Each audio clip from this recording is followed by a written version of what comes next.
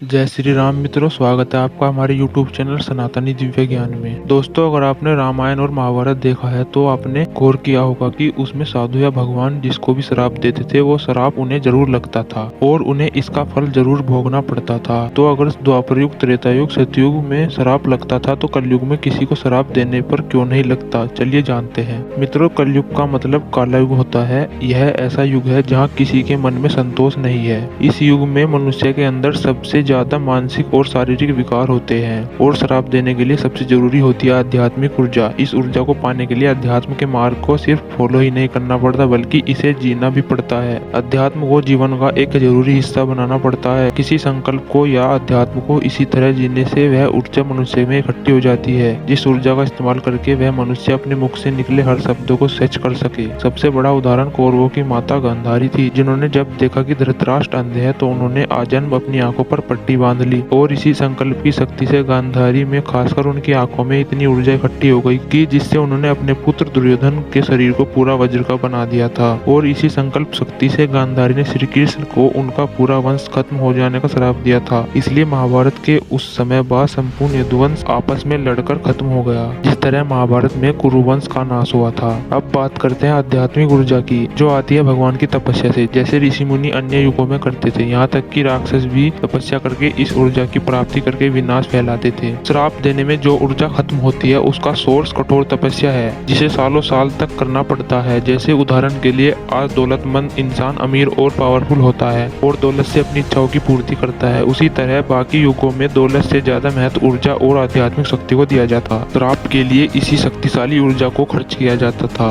तभी तो बड़े बड़े महाराजा भी ऋषि मुनियों के श्राप से नहीं बच पाते थे। कई बार खुद देवताओं को भी श्राप का फल भोगना पड़ता था। दोस्तों, इन सब बातों से आपको थोड़ा बहुत अंदाजा लग गया होगा कि कलयुग में श्राप क्यों नहीं लगता। दोस्तों, इस युग में लोग न तो सत्य निष्ठा का पालन कर सकते हैं और ना ही खुद की इंद्रियों पर नियंत्रण कर सकते हैं और ना ही तपस्या कर सकते हैं। इसलिए उनमें कभी भी वह ऊर्जा उत्पन्न ही नहीं हो सकती जिससे वह किसी को श्राप दे सके। कलयुग में स्वार्थ और लालच ने पैर पसार लिए हैं। लोग किसी का भला भी तभी करते हैं जब उसमें उनका कुछ स्वार्थ निहित हो। दोस्तों, बड़े बड़े गुरु और संत भी इस ऊर्जा को नहीं जुटा पाते क्योंकि वो कहीं ना कहीं इस सांसारिक मोहमाया से दूर ही नहीं रह पाते। इसलिए कलयुग में इस शक्ति का अस्तित्व भी समाप्त हो गया है। लेकिन हाँ, अगर कोई कलयुग में सत्य निष्ठा और तपस्या का पालन करे तो मनुष्य आज भी उस ऊर्जा को उत्पन्न कर सकता है, लेकिन साथ ही उसे कठोर जीवन शैली अपनाकर अध्यात्म के लिए हर नियम का पालन करना होगा। लेकिन शायद कलयुग में किसी का भी अपनी इंद्रियों पर इतना नियंत्रण नहीं होगा। तो मित्रों, उम्मीद है कि आप समझ गए होंगे कि कलयुग में श्राप क्यों नहीं लगता।